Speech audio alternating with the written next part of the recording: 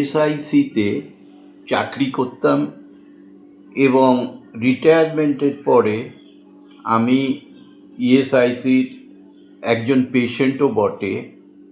Post retirement after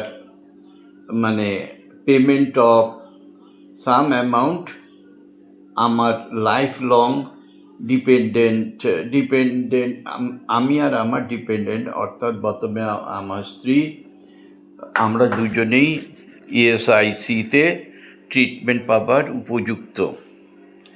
তো মোটামুটি সব কিছু ভালো, আমি বলবো না এক্সেলেন্ট কিছু আছে, সব কিছু ভালো, অ্যাভারেজ।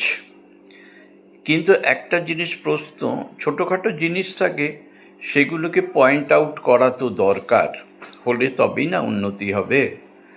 তো আমি দেখেছি যখন ওপিডিতে যাই ট্রিটমেন্টের জন্য, ডাক্তাররা যখন 1টা থেকে 2টোতে টিফিনে যায় তখন অনেক পেশেন্ট বাইরে বসে থাকে।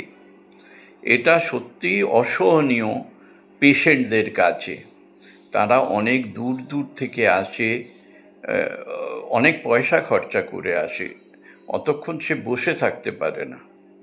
তাই আমার সাজেশন হচ্ছে ডাক্তাররা কেননা ব্যাচ বাই ব্যাচ যাবে, তারা যাক, 11টা থেকে 12টা একটা ব্যাচ যাক, 12টা থেকে 1টা, দরকার হলে 1টা থেকে 2টো, ততক্ষণ অন্য ব্যাচ ডাক্তার চিকিৎসা করবে। আমি আশা করি অথরিটি এটাকে দেখবে এবং এটা একটু বিবেচনা করবে, তাতে অনেক পেশেন্টের উপকার হয়।